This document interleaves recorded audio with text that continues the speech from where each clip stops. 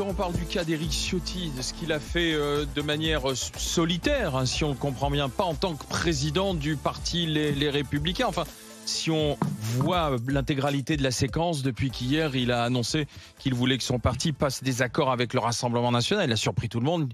Il fait ça de manière individuelle. D'ailleurs, si on se fie au bruit de couloir, il va sauter tout à l'heure, Éric Ciotti, de la présidence des Républicains. Bruno Retailleau, quasiment des sanglots dans la voix, racontait hier comment, la veille au soir, lors d'une réunion, et Éric Ciotti n'avait rien dit à personne et comment il a surpris tout le monde.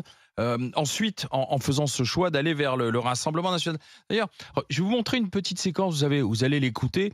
C'est Éric Ciotti qui se justifie devant les caméras hier. Et à ce moment-là, au milieu des journalistes, parce qu'on n'est pas très loin de l'Assemblée nationale, il y a Sandrine Rousseau qui se glisse là pour Europe Écologie Les Verts et qui dit ce qu'elle a à dire à Éric Ciotti. J'ai pris mes responsabilités dans un moment très lourd, très grave pour le pays, où la France est menacée par l'alliance honteuse des Insoumis. Honte à vous. Oui. Vous ne méritez pas le nom qui est inscrit sur votre façade, monsieur. Votre diatribe m'honore, madame. Voilà, honte à vous, monsieur Ciotti, vous ne méritez pas le nom qui est écrit sur le panneau, c'est-à-dire les Républicains. Elle estime qu'il n'a pas une attitude républicaine. C'est ce que dit Sandrine Rousseau. Pour une fois, je suis d'accord avec c'est du Rousseau, elle a fait sa punchline, elle est contente. je suis d'accord avec Clément, bonjour. bonjour Gégé. Alors Clément, électeur ou sympathisant LR, vous êtes d'accord avec Ciotti? Dites-moi. Alors moi je suis d'accord avec Ciotti, je trouve que le procès qu'on lui fait est un procès injuste. Aujourd'hui on ne fait pas ce procès déjà aux gens de gauche qui rallient Mélenchon, qui est pour moi a une vision beaucoup plus dangereuse pour la France que le Rassemblement national aujourd'hui présent. On va en parler après, rassurez-vous. Voilà, et puis moi si vous voulez, Éric Ciotti pour moi il représente une grosse pensée dans les sympathisants LR, avec notamment des idées sur la sécurité et la vision de la France dans le futur qui est beaucoup plus réaliste que ce que représentaient les macronistes ou les socialistes. Et aujourd'hui, si vous voulez, ce que je trouve injuste, c'est que les gens qui critiquent, notamment les cadres du parti LR, n'ont rien à perdre. Ils n'ont pas de siège à l'Assemblée, ils n'ont rien à perdre, ils peuvent juste se relancer. On voit avec Laurent Wauquiez qui va du coup sauter dans la bataille des législatives. Et puis Laurent Ciotti, il a porté, on va dire, son parti avec les idées de ses électeurs, quoi. Il fait ça pour sauver ses fesses, entre guillemets, pardonnez-moi cette expression triviale, ou est-ce qu'il fait ça par conviction? Moi, je pense qu'il y a un peu des deux. Alors, je suis pas naïf en les politiques, hein. Je pense qu'il sauve ses fesses. Il a 58 ans, il veut finir sa carrière politique en beauté. Il préfère finir sur le plan médiatique, puis dans son canapé à regarder ce qui se passe. Mais aujourd'hui, si vous voulez, il y a un vrai mouvement. Moi, je suis assez enthousiaste de voir ce qui se passe en France. Ça fait longtemps que j'attends ça. Pourtant, j'ai que 34 ans. Mais je suis assez excité. Pour tout vous dire, moi, sur les deux élections, je vais aller voter. Et puis, je vais décaler mes projets personnels pour être présent. Mais non, Éric Ciotti, pour moi, il a le courage de faire ce que beaucoup d'électeurs attendaient. Mais quand même la façon de faire, parce que, pardon... La façon de faire, c'est-à-dire qu'il ne prévient personne, il ne prévient pas ses copains, il fait ça en loose day. Enfin, après, je sais qu'en politique, tout est permis, et à gauche, on voit aussi la même chose en ce moment. Emmanuel Macron qui dissout sans prévenir son Premier ministre.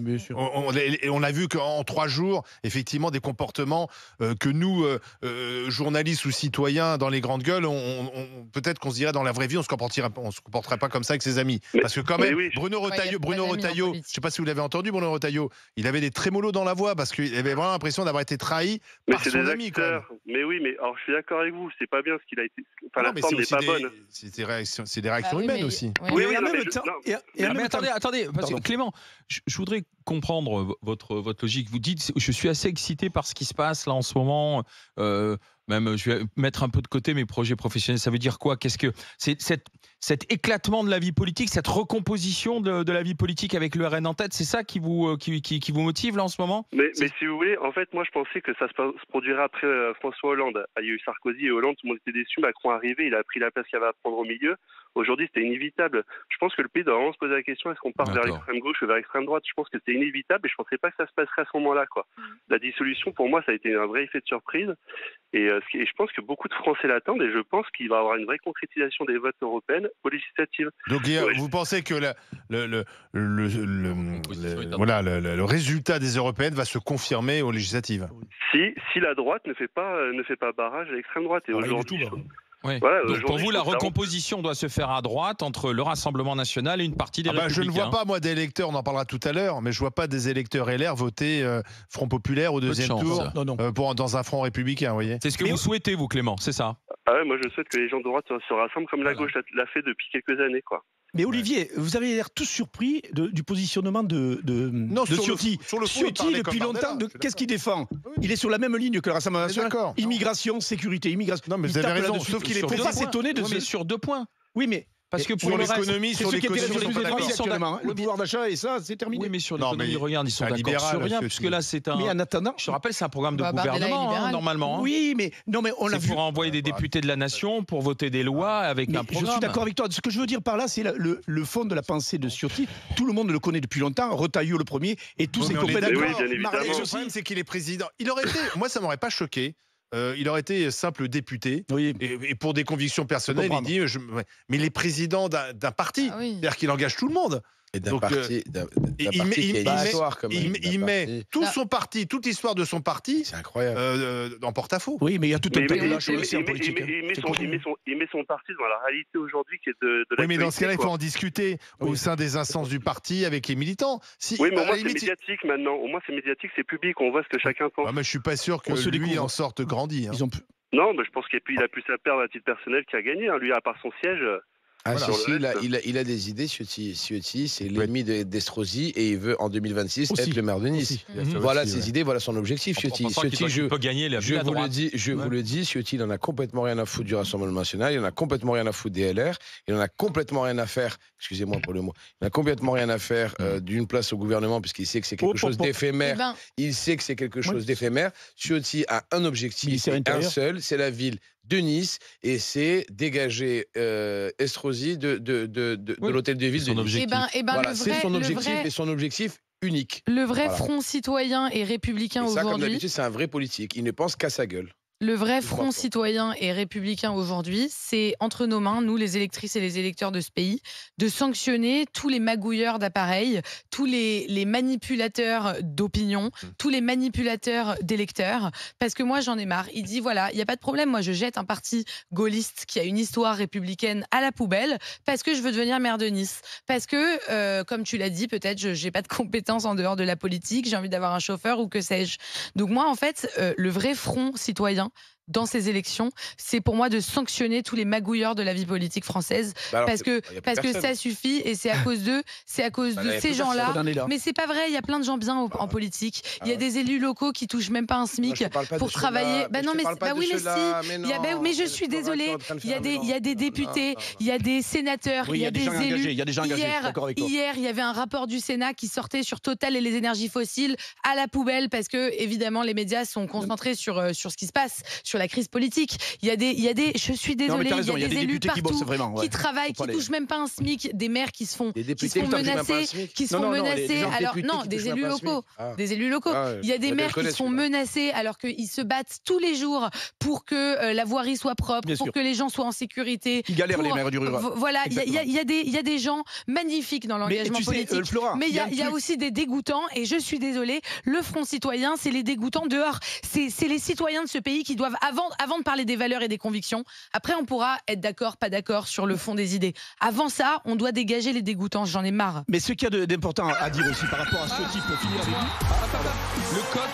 Le coq et le coup de sifflet, les amis, le coq et le coup de sifflet, ce qui veut dire que c'est le foot, ce qui veut dire que c'est l'expérience RMC, ce qui veut dire que c'est l'Euro 2024 qui démarre, ce qui veut dire que vous pouvez aller soutenir les Bleus.